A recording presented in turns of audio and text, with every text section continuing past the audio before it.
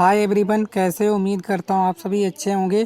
स्वागत है आपके अपने परिवार रन क्लासेस फोरम में। जैसा कि आप लोग थंबनेल में देख पा रहे होंगे, आज हम गृह विज्ञान का पूरा पेपर करने वाले हैं। ठीक है, तो गृह विज्ञान देखते हैं। तो हमने जैसा बताया था कि अभी हम लोगों ने हिंदी का पूरा कवर किया था, जिसमें मैंने आपको 3 वीडियो बनाए थे, जिसमें आपका 70 में से 70 नंबर आपको पूरे में से पूरे मिले थे। तो इस बार मैं आपको सिर्फ और सिर्फ 3 मॉडल कराने वाला हूँ। ठीक है, 3 ही मॉडल कराऊंगा। तीनों में से आपको 100% सवाल इससे बाहर देखने को नहीं मिलेगा। ठीक है, आप सभी ने मुझे बहुत सारा प्यार दिया, इसके लिए आप सभी का बहुत बहुत धन्यवाद और आभार है। तो आप बने रहिए हमारे साथ। हम गृह विज्ञान के भी आपको 3 से 4 मॉडल कराएंगे, बस वही देखकर चले जाइएगा। ठीक है ना, उसके अलावा आप कुछ मत देखना, सभी प्रश्न हमारे वीडियोज़ में मिल जाएंगे। जैसा कि हमने हिंदी में झंडे गाड़ दिए, सभी बच्चों ने कॉल करके भी बताया और मैसेज करके भी हमें बताया कि सर जो आपने हिंदी में बताया था सारे प्रश्न वहीं से मिले और आप कंटिन्यू कीजिएगा, हम आपका पूरा सपोर्ट करेंगे। ठीक है, तो चलिए हम देखते हैं आज का महत्वपूर्ण सेशन। समय मिलते हैं आपको 3 घंटे 15 मिनट का। ठीक है ना, इस तरह से आपका पूर्णांक है और ये है आपके प्रारंभ के आपके 15 मिनट जो मिलते हैं आप लोगों को पढ़ने के लिए मिलते हैं।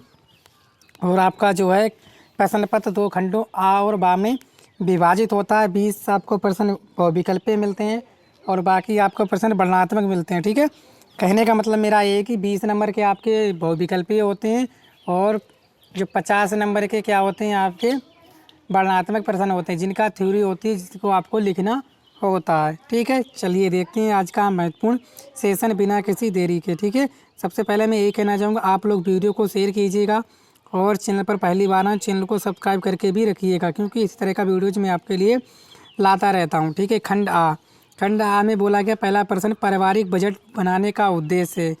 तो ऑप्शन नंबर ए बचत करना, व्यय पर नियंत्रण, आय का ज्ञान, उपयुक्त सभी।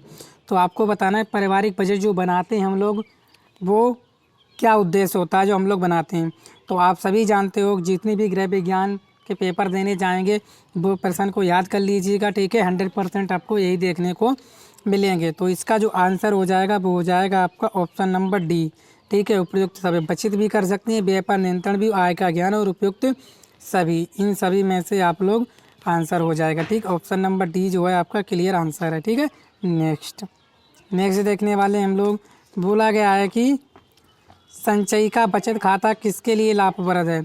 श्रमिक वर्ग के लिए, वरिष्ठ नागरिकों के लिए, नौकरी करने वालों के लिए या स्कूल जाने वाले बच्चों के लिए। तो आपको इसमें जो है आंसर बताने हैं। ठीक है, तो आप सभी जानते हो जो संचयी का बचत खाता है किसके लिए लाभप्रद है, वो होता है आपके लिए स्कूल जाने वाले बच्चों के लिए। ठीक है, तो इसका भी आपका राइट आंसर हो जाएगा ऑप्शन नंबर डी।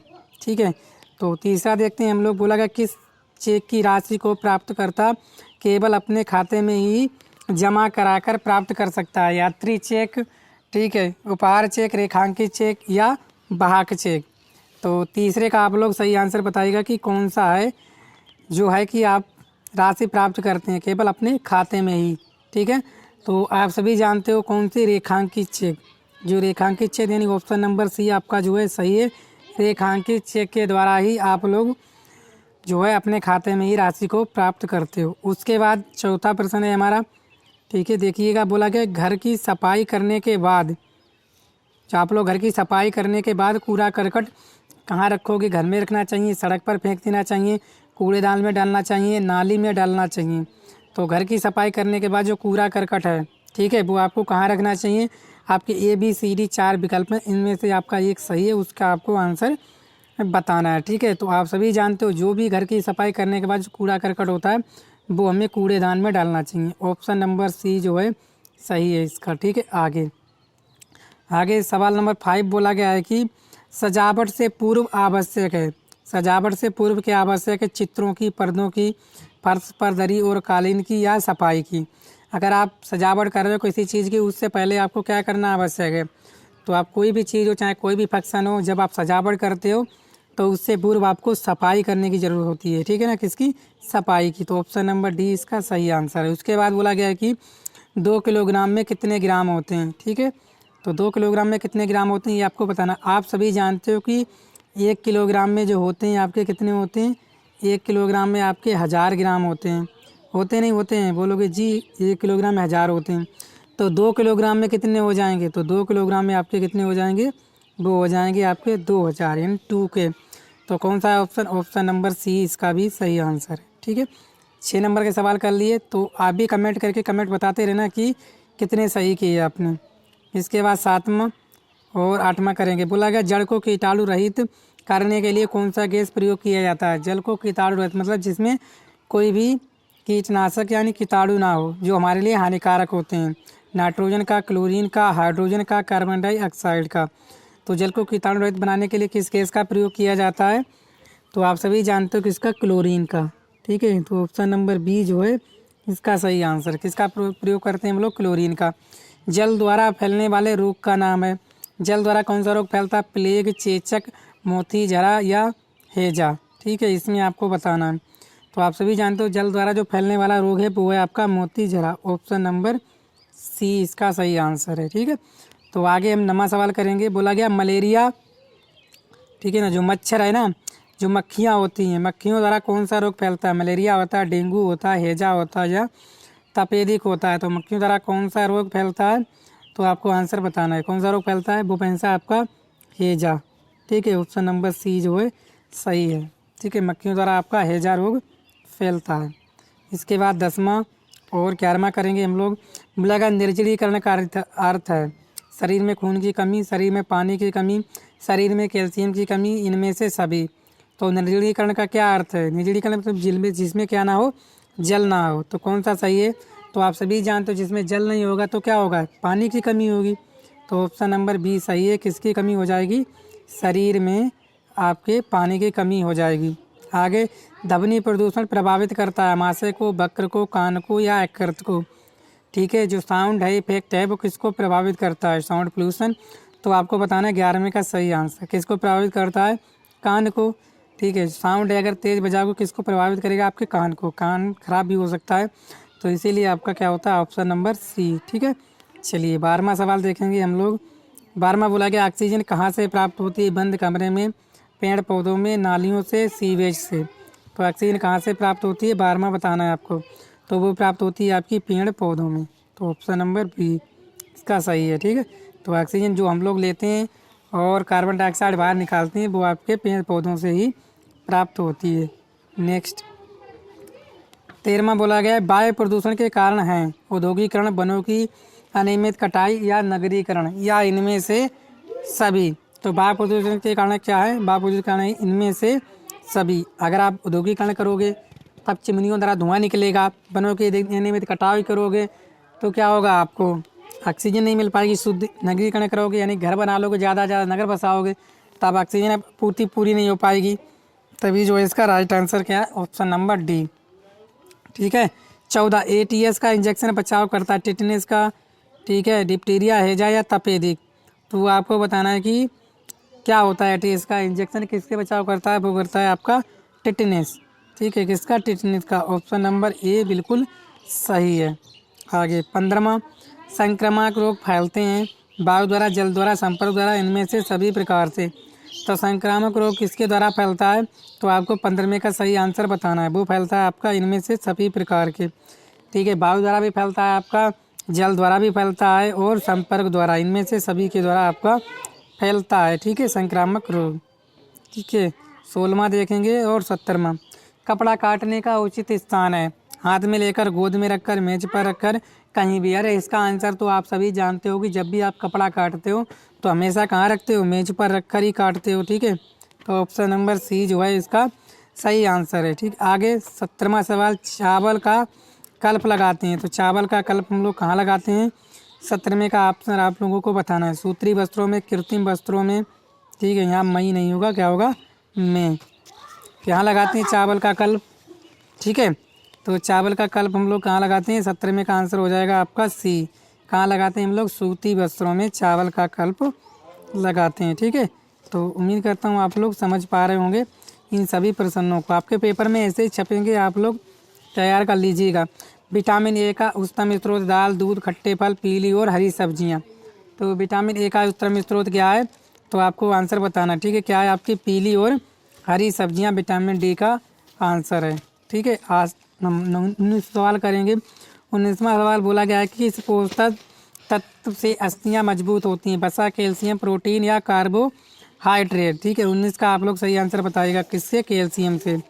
कैल्शियम से जो है अस्थियाँ आपकी मजबूत हो जाती हैं। ठीक है, अगर आपके पास जो है ज़्यादा कैल्शियम है, ठीक है, उससे आपकी हड्डियाँ जो अस्थियाँ होती हैं मजबूत हो जाती हैं। ऑप्शन नंबर बी जो है इसका सही आंसर है। ठीक है, मानव शरीर में फेफड़ों की संख्या होती है 1, 4, 2, अनेक।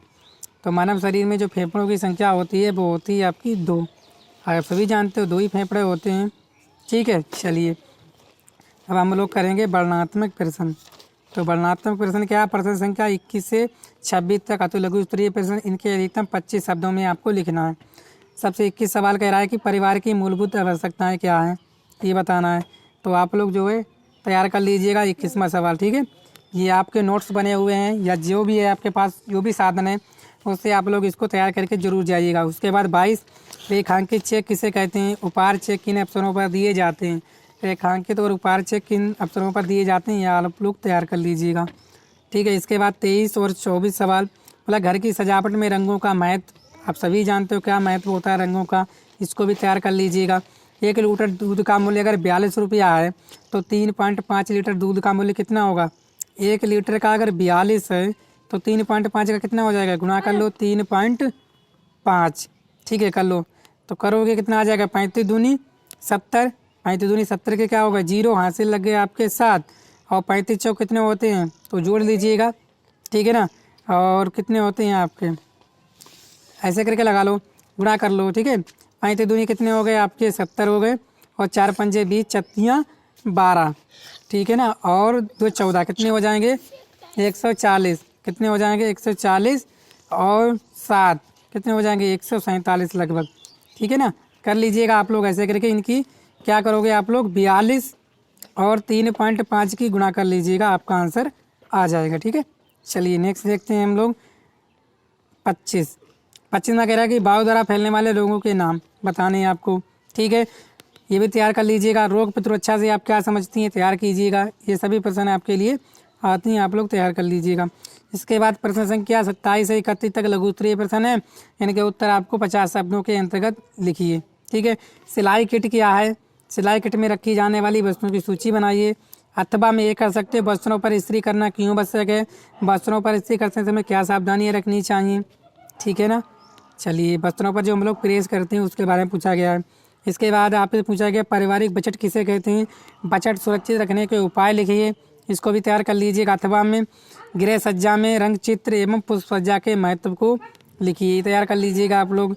इसके बाद 29 सवाल अशुद्ध जल को शुद्ध करने की कौन कौन सी विधियाँ हैं, कोई एक घरेलू विधि का वर्णन कीजिए।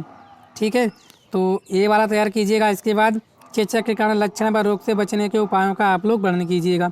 ये सारे प्रश्न हैं इंपॉर्टेंट, आप लोग तैयार कीजिएगा। इसके बाद 30 बोला गया आदर्श रसोई घर क्या है, विस्तार से समझाइए। ठीक है, जहाँ आप खाना बनाते हो उसी रसोई घर की आदर्श अगर रसोई घर है तो उसके बारे में आपको बताना है। अथवा में ये भोजन पकाने की कौन कौन सी विधियाँ हैं, भोजन पकाते समय किन किन बातों का ध्यान रखना चाहिए जिससे भोजन के तत्व नष्ट ना हो सकें, ये तैयार कीजिएगा।